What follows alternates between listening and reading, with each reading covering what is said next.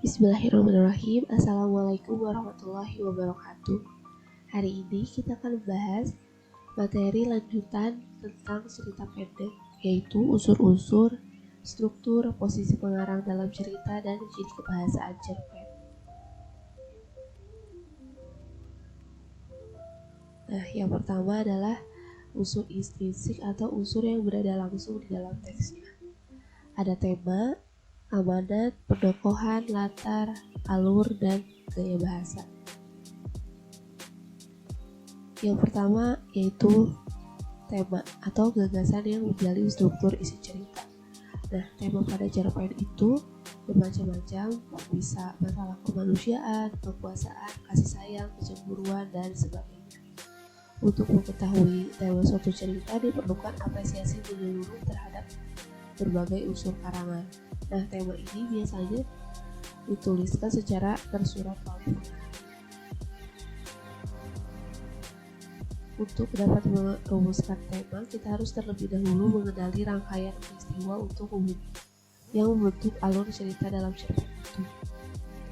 Selanjutnya ada amanat atau ajaran atau pesan yang hendak disampaikan pengarang. Amanat ini merupakan pesan yang disampaikan pengarang. Biasanya dituliskan secara tersirat atau tidak langsung, atau disembunyikan pengarangnya di balik peristiwa-peristiwa yang membentuk isi cerita. Kehadiran amanat pada umumnya tidak bisa lepas dari tema cerita. Misalnya, apabila tema cerita tentang perjuangan kemerdekaan, maka amanatnya itu tidak akan jauh dari pentingnya mempertahankan kemerdekaan. Lalu, unsur pembangunan cerita pendek yang kedua ada pendokohan atau cara pengarang menggambarkan karakter tokoh-tokoh dalam cerita. Yang pertama, cara pengarang dalam menjelaskan pendokohan yaitu teknik analitik langsung. Contoh kalimatnya seperti ini. Lalu yang kedua ada penggambaran fisik dan perilaku tokoh.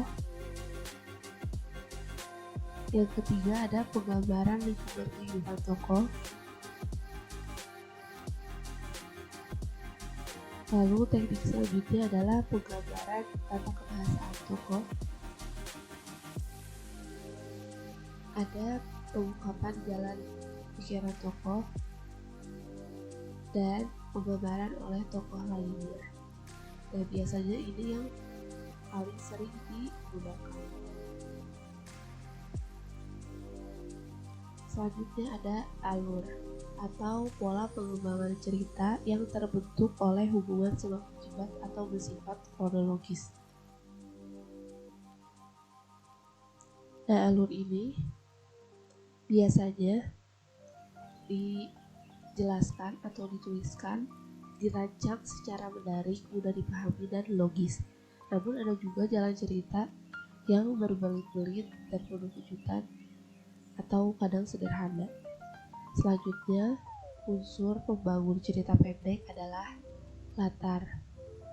Nah, biasanya kita ketahui ada latar waktu, latar tempat, latar suasana, atau budaya yang digunakan dalam suatu cerita.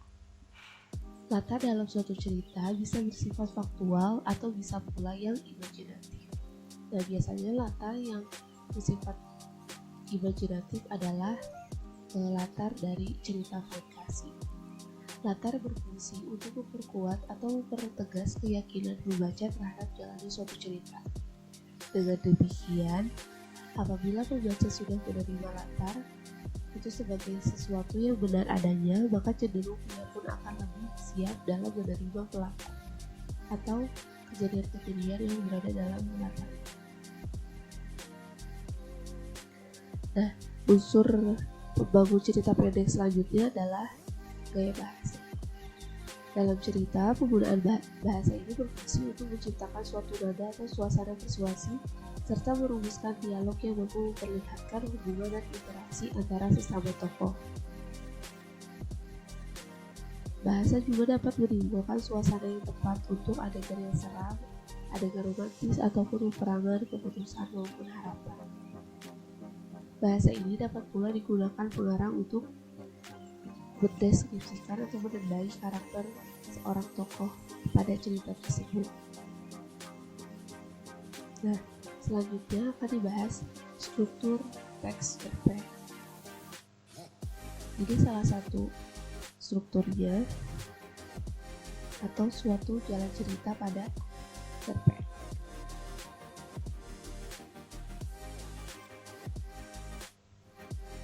Yang pertama ada pengenalan situasi cerita atau biasa dikenal juga orientasi. Pada bagian ini, pengarang memperkenalkan para tokoh, menata adegan dan hubungan antar tokoh. Yang kedua, ada pengungkapan peristiwa atau komplikasi. Pada bagian ini disajikan peristiwa awal yang akan menimbulkan berbagai masalah yang akan dijelaskan pada bagian menuju pada konflik atau rising action. Nah, pada bagian ini terjadi peningkatan perhatian, kegembiraan, kehebohan, atau keterlibatan berbagai situasi yang menyebabkan bertambahnya kesukaran tokoh. Selanjutnya ada puncak konflik atau klimaks. Inilah bagian cerita yang paling besar dan mendebarkan. Pada bagian ini pula ditentukannya perubahan nasib beberapa tokoh, misalnya apakah dia berhasil menyelesaikan masalahnya atau gagal. Yang terakhir ada penyelesaian atau koda. Berisi penjelasan tentang sikap ataupun nasib-nasib yang dialami tokohnya setelah mengalami peristiwa puncak itu. Namun, ada pula cerpen yang menyelesaikan akhir ceritanya itu diserahkan kepada imajinasi pembaca, jadi akhir ceritanya dibiarkan menggantung atau tanpa penyelesaian. Selanjutnya ada posisi pengarang di dalam menyampaikan ceritanya.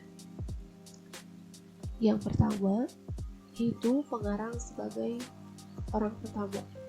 Biasanya ditandai dengan penggunaan kata aku, saya, kami. Jadi, pada posisi ini, pengarang yang mengalami ceritanya langsung. Lalu yang kedua adalah sebagai orang ketiga atau berperan sebagai pengamat. Nah, pengarang sebagai orang ketiga ini tidak terlibat dalam cerita, biasanya ditandai dengan menggunakan kata dia atau menggunakan nama-nama tokoh. Nah, selanjutnya ada ciri kebahasaan cerpen.